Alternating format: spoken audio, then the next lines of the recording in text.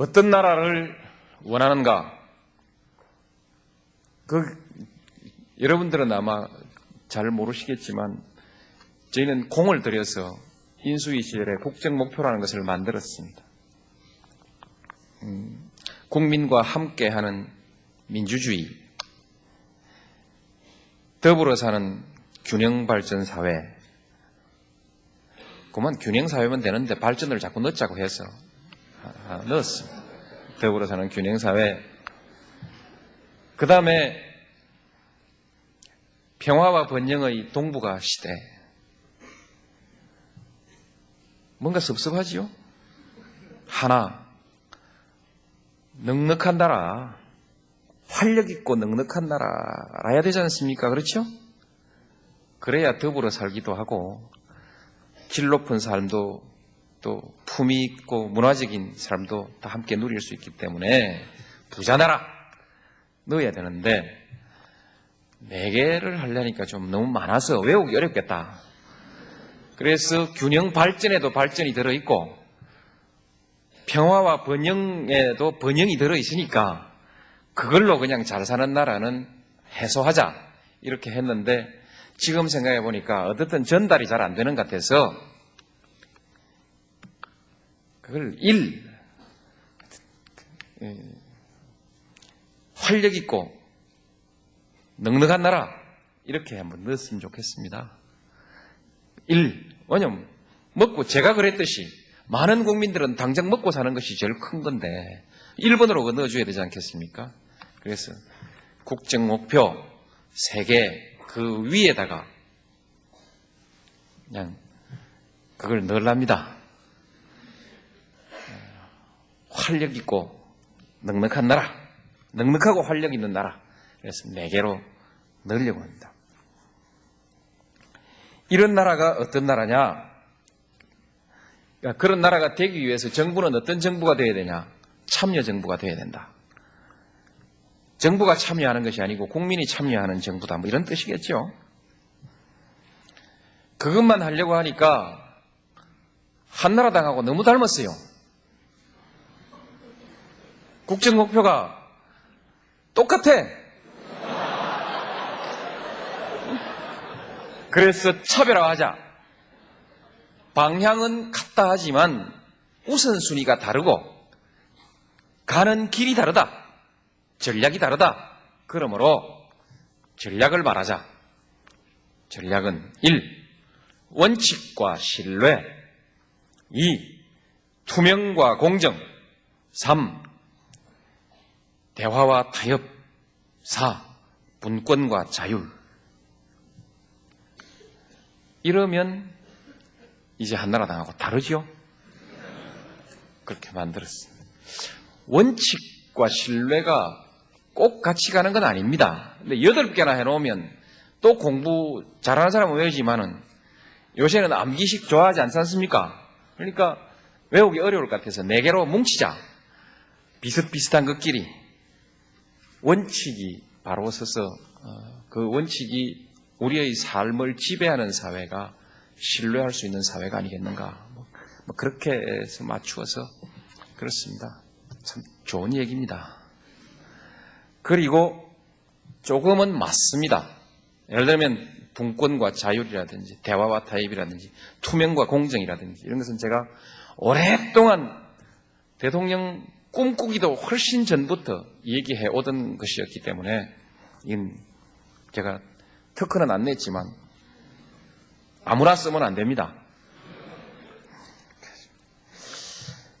하나 더 보탠다면 희망과 낙관이 있는 나라. 낙관적 희망이 지배하는 나라가 됐으면 좋겠습니다. 아주 중요하다고 생각합니다. 이미 들어있지만 신뢰는 한 번 더 말했으면 좋겠습니다. 신뢰가 있는 나라라야 됩니다. 신뢰가 먼저냐 민주주의가 먼저냐? 신뢰가 먼저입니다. 인간이 경험한 많은 사회 중에는 전제군주 사회도 있고 귀족 사회도 있고 무슨 독재 사회도 있고 파시스트 사회도 있고 다 있습니다. 그 모든 사회에서 다 가장 중요한 것이 신뢰입니다. 신뢰가 무너진 사회에는 존재할 수가 없습니다. 상대방이 나와 한 약속을 지킬 것이라는 믿음이 없으면요, 별의별 장치를 다 해야 됩니다. 상대방이 선의를 가지고 있지 않다는, 선의를 가지고 있다는 믿음이 없으면 속지 않기 위해서 준비해야 되는 일들이 너무 많습니다.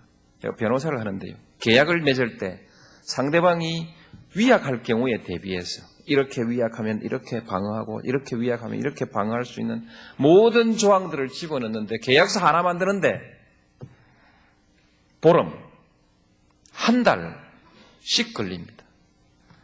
변호사 비용이 엄청 나가죠. 국가가 나의 안전을 지켜주지 않을 것이라는 그런 불안이 있을 때 개인 경호 시스템을 사죠. 남아프리카 같은 나라가 지금 경찰보다 개인 경비 용역업이 훨씬 더 많은 사람을 고용하고 있고 많은 비용을 지불하고 있습니다. 그럼 돈 없는 사람은 어찌하란 말이냐 하는 질문이 바로 나올 수 있죠. 믿음이 없는 나라 정말 어렵습니다. 희망만을 얘기해야 되는데 이것이 제 희망인데, 그러나 믿음에 관해서는 몇 마디를 보태겠습니다. 이 믿음을 바로 세우는 것이 가장 중요한 일이라고 한다면 어떻게 해야 하는가? 말대로 행동해야 합니다. 말 한 대로 행동해야 합니다. 그래야 믿음이 생깁니다. 선의를 가지고 행동해야 합니다. 말한 내용을 말 비슷하게 하긴 하는데 또 다르게 해석해가지고 그 본 뜻을 어떻게든 왜곡시켜 보려는 노력. 선의가 없이 맺은 계약은 그 방향으로 갑니다. 그렇죠? 그래서는 안 됩니다. 그래서 진실해야 합니다. 진실하게 말하고 진실하게 이행해야 합니다. 사회의 신뢰를 세우는 방법입니다. 이 신뢰 중에 중요한 것 하나는 그 사회의 지도적 인사들의 행동입니다. 지도적인 인사라고 말하는 사람들이 말과 행동을 달리하게 됐을 때 그때 그 사회의 신뢰가 붕괴됩니다. 지도자는 그야말로 말대로 실천해야 됩니다. 그리고 지도자는 진실을 말해야 됩니다. 그러면서 아울러서 지도자는 말할 자격을 갖춰야 됩니다. 말할 자격 없는 사람이 좋은 말을 자꾸 하면 좋은 말을 버립니다. 민주주의, 한국적 민주주의 들어보셨습니까? 한국적 민주주의라는 이름을 붙여서 민주주의를 완전히 말살시켜 놓고 민주주의 한다고 입만 열면 민주주의 하니까 사람들이 믿지 않는 시대가 된 거죠. 그 후유증이 엄청 납니다. 물론 그때도 공정한 사회를 말하지 않았겠습니까?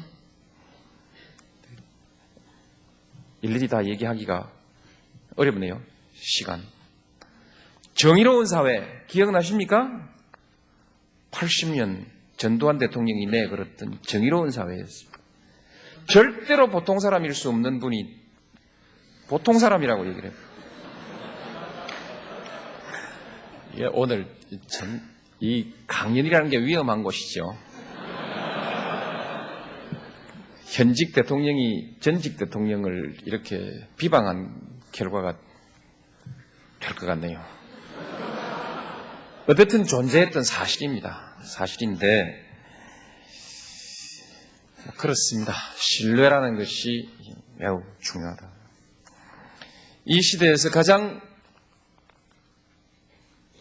큰 문제로 생각하는 것이 뭐냐? 저는 분열이라고 생각합니다.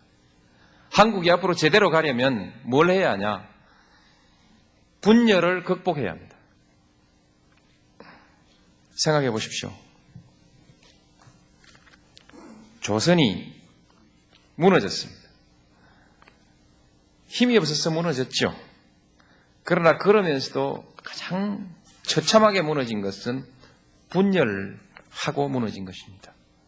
지도층의 분열과 더불어서 무너진 것입니다. 그 이전의 것도 마찬가지입니다. 우리 한국에 있어서 분열은 각별합니다. 서로 용납할 수 없는 가치를 가지고 살았던 시대가 너무 오래됐습니다. 아무리 우리가 서로를 존중하고 공존하려고 해도 그 공존의 범위를 벗어나는 그 대립이 있을 때는 공존하기가 어려운 것입니다. 일제시대 친일하고 살자, 일본이 시키는 대로 하고 살자라고 말하는 것은 결코 받아들일 수가 없는 일이기 때문에 서로 공존할 수 있는 가치가 아닙니다. 친일과 항일은 공존할 수 있는 가치가 아니죠. 해방이 되고 난 뒤에 소위 용공, 반공 해서 좌익, 우익 해가지고 실제에 있어서 어떻든 결코 서로를 용납하지 않는 대결의 시대를 지내왔습니다. 그 다음에 독재, 반독재. 아무리 민주주의 한다 하지만 독재와 어떻게 타협을 할 수 있겠습니까? 독재적 방법과 타협할 수는 없는 것이죠. 저항이 있을 뿐이죠. 그래서 민주주의가 가지고 있는 상대주의의 한계라는 것이 바로 민주주의의 원리를 부정하는 사상과 행동이죠. 그래서 저항권이라는 것을 만들어 놨습니다. 물론 개별 국민들은 민주주의 제도에 대해서도 비판하고 공격할 자유가 폭넓게 인정되지만 적어도 국가 권력은 그래서는 안 된다. 그래서 자유의 폭이 다릅니다. 민주주의에 대해서 비판할 수 있고 문제를 제기할 수 있지만 그것은 일반 국민 개인에 한한 것이지 국가 권력은 그럴 수는 없다는 것이죠. 그 다음에 적어도 국가 권력을 추구하는 정도의 조직적 집단이 그것을 추구하는 것은 우리 법질서는 결코 용납할 수가 없습니다. 양심의 자유가 이미 아닙니다. 그런데 독재, 반독재 그렇게 싸웠죠. 지금도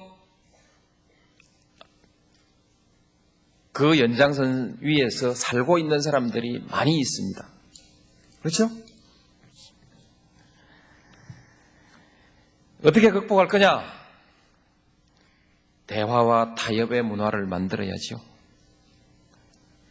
이제 민주주의는 어쨌든 서로 존중하고 대화와 타협으로서 합의를 만들어 나가고 적어도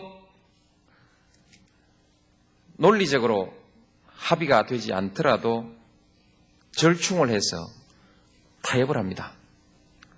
타협으로라도 합의를 만들어 나가야 합니다. 이런 것이 우리 시대에서 새로운 문화로 자리 잡아야 합니다. 왜 대화와 타협을 강조하느냐 하면 그동안 우리 사회의 권력을 가지고 있던 사람들, 지배적인 힘을 가지고 있던 사람들은 그들을 반대하는 사람들, 그들의 기득권에 도전하는 사람들을 용납하지 않았습니다. 배제했죠. 그죠? 말하지 못하게 하고 말하면 잡아 가두고 또 잡아 넣기 위해서 때리고 심하면 죽이고 그랬죠? 배제의 시대를 우리가 수십 년간 살아왔던 것입니다. 그 배제의 시대에 싹튼 저항의 논리가 또한 비타협 저항입니다. 비타협 투쟁 노선입니다. 지금도 학생운동의 일부에 그 노선이 살아남아 있죠. 그런데 문제 해결이 안 돼요. 한국은 이제 대화와 타협으로 문제를 풀어갈 수 있는 정치적 조건이 형성되었다고 말할 수 있습니다. 지금 여야가 죽기 살기로 싸우지 않더라도 실적에 따라서 4년 뒤에 다시 심판하지 않습니까? 그렇죠?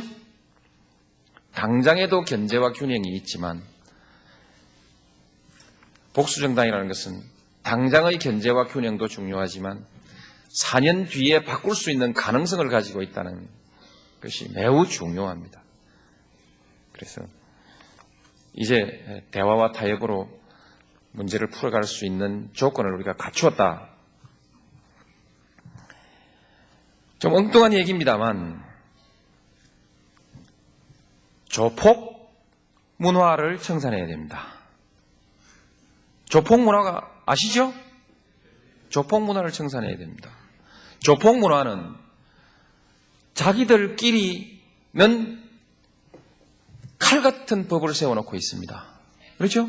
칼 같은 규율을 세워놓고 있고 외부 세계에 대해서는 전혀 법을 존중하지 않습니다. 그렇죠? 그래서 그 사이에서는 철저히 충성과 보상의 관계를 맺고 있습니다. 그렇죠? 충성과 보상의 관계를 맺고 있습니다. 이것이 조폭 문화입니다. 그 조직에 들어있는 한 특별한 대우를 받고 특별한 대우를 합니다. 그래서 아주 폐쇄적인 특권적 집단이 되는 것이죠. 이것이 과거 군국주의 군대에도 살아있었고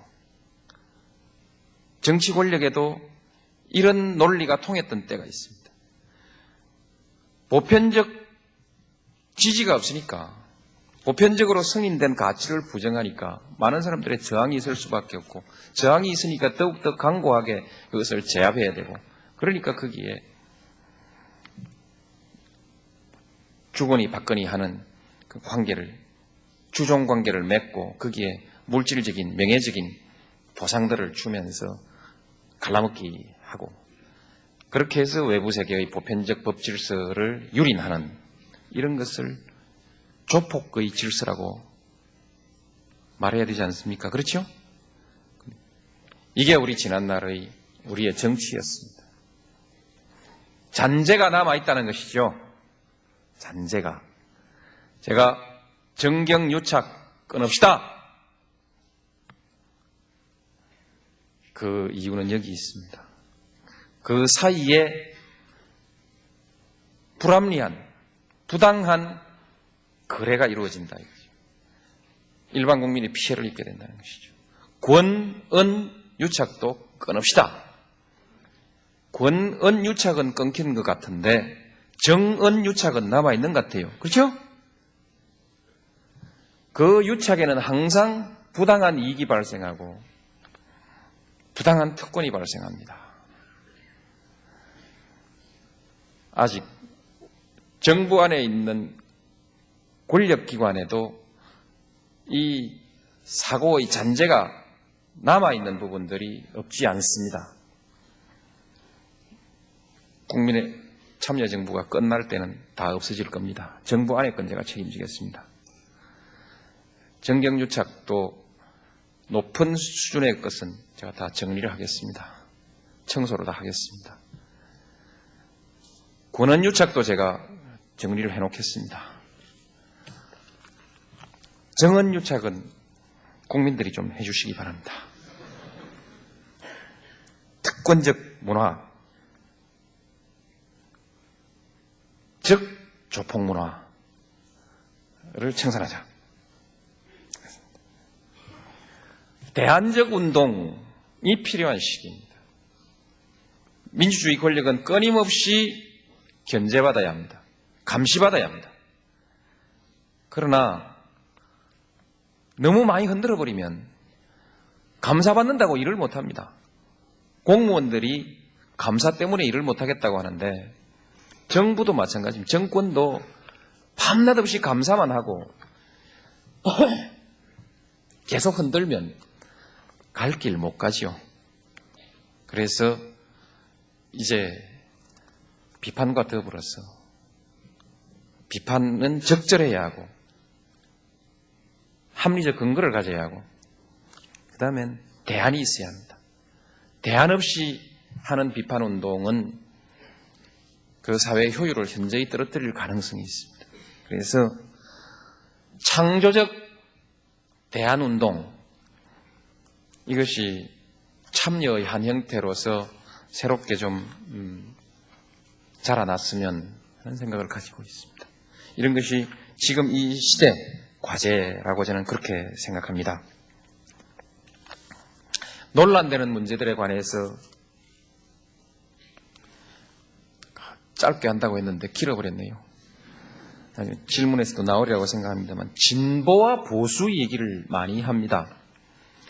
내용을 얘기하기 전에 진보를 맨 왼쪽에 놓고 한 줄로 세우고 보수를 맨 오른쪽에 놓고 한 줄을 쫙 세우면 그렇습니다. 한국은 좌측으로 한참 달려가면 일본이 보일 겁니다. 일본을 지나서 또 왼쪽으로 한참 달려가면 미국의 사회제도가 있을 것입니다. 거기서 쭉 서서 또 뛰어가면 저쪽에서 오른쪽으로 막 달려오고 있는 영국을 만나게 될지 모릅니다. 여기서 무슨 진보가 어떻고 보수가 어떻고 좌파가 어떻고 한심하다 이거죠. 우리나라의 복지 예산, 그 다음에 세금과 재정의 재분배 효과 이런 등등을 좀 해보면요 한심합니다. 일반적 복지도 중요하지만 최소한의 사회 안전망이라는 것은 대단히 중요합니다. 그래서 한국에서 크면 진보는 좌파고 좌파는 뺄갱이다 이렇게 몰아붙이는 것은 한국의 그야말로 한국 사회의 진보를 가로막는 암적인 존재입니다.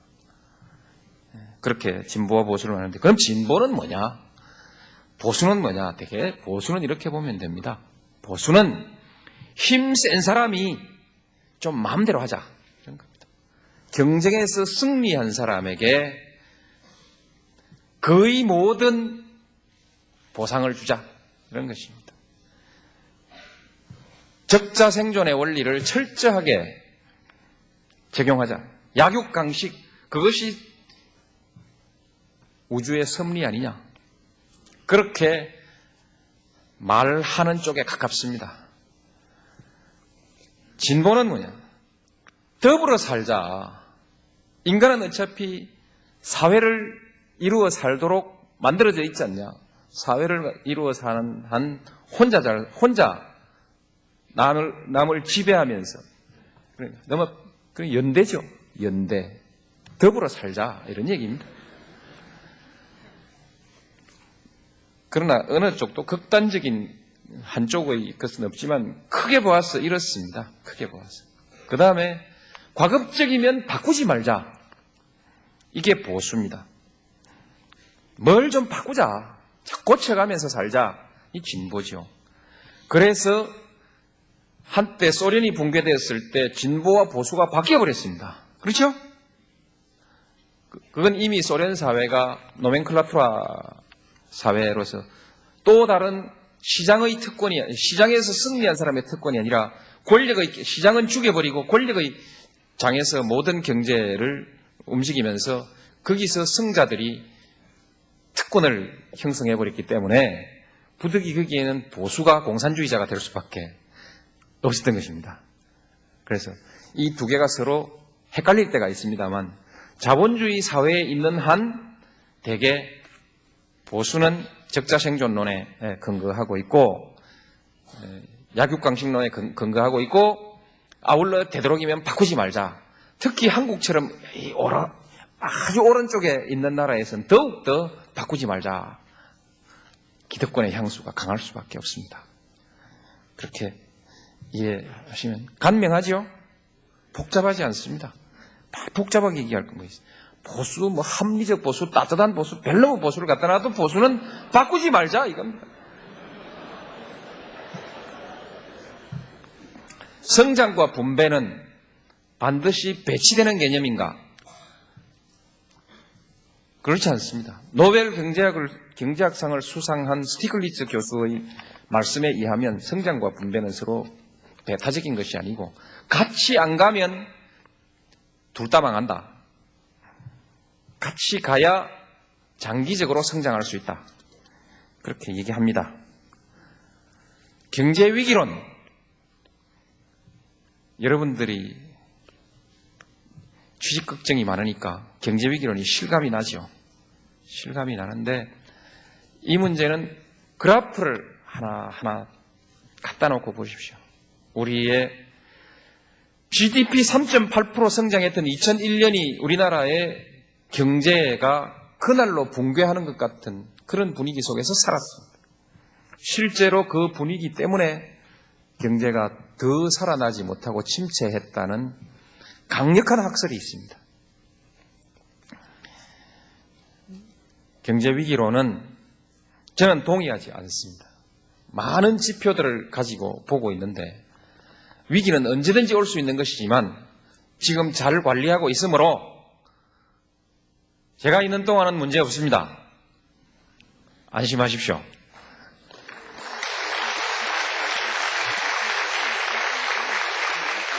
청년들 일자리는 어쩌란 말이냐? 예. 열심히 노력하고 있습니다. 네, 죽을 똥 살 똥 하고 있습니다. 왜 그렇게 대학을 많이 가요? 전부 대학 다 가가지고 전부 높은 자리만 하려고 하지 않습니까? 게다가 우리 산업 구조는 빨리 바뀌고 있고요. 그래서 지식 서비스 산업을 집중적으로 육성하기 위해서 대통령이 직접 진두 지휘하고 있습니다. 효과가 언제 날 거냐? 좀 걸립니다.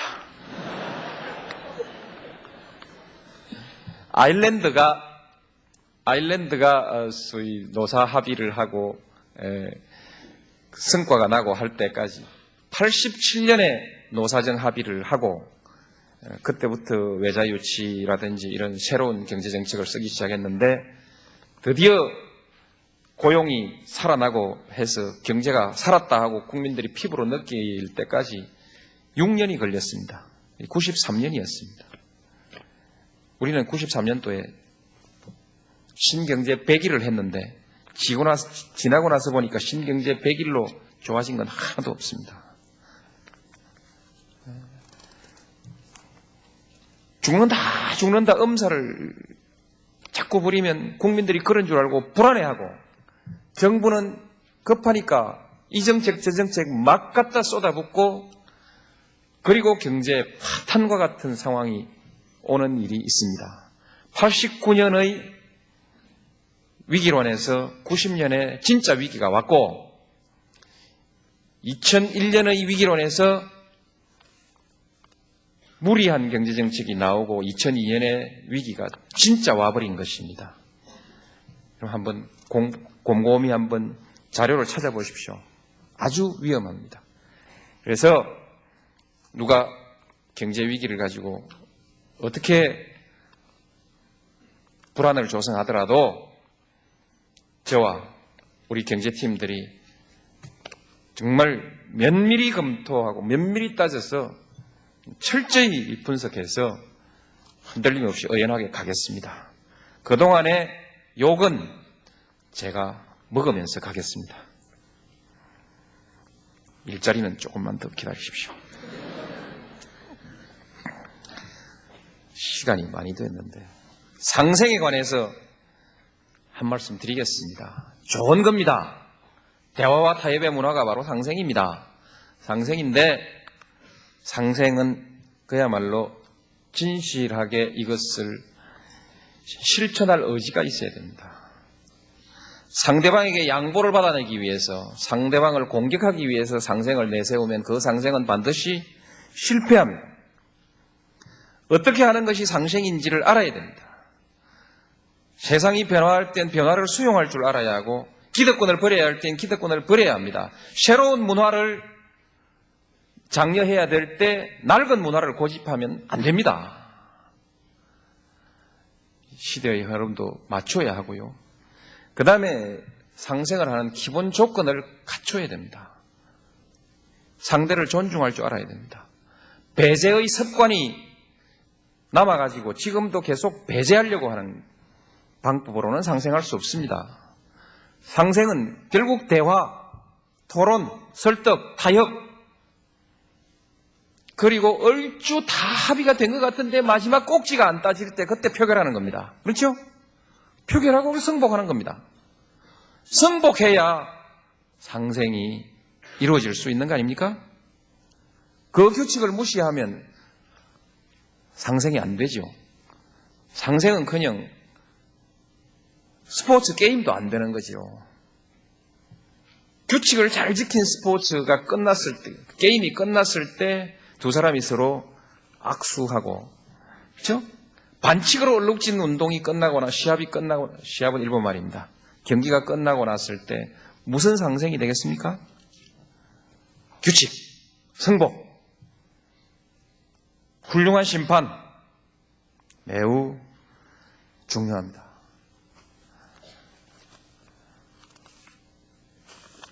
희망이 뭐냐? 패배를 넉넉하게 수용할 줄 아는 그런 역량을 갖추고 싶습니다. 저는 지금도 열심히 일하고 있습니다만 어떻든 권력을 추구한 사람으로서는 이제 하산길로 들어서고 있습니다. 하산을 무사히 밟히지 않고 잘했으면 좋겠습니다. 등산은 올라갈 때보다 내려올 때가 항상 더 위험하다고 합디다. 무사하게 하산할 수 있으면 좋겠고, 그러기 위해서는 정상의 경치에 대해서 미련을 갖지 않아야 됩니다. 정상의 경치가 제겐 좋기도 하지만 골치 아픈 일도 많습니다. 미련을 갖지 않겠습니다. 이것은 말로 되는 것이 아니고 끊임없이 자기와의 승부 속에서 가능한 일입니다. 제 자신이 여유 있는 마음으로 하산할 수 있도록 자신을 다스려내는 것, 그것이 제가 해야 될 남은 일입니다. 감사합니다.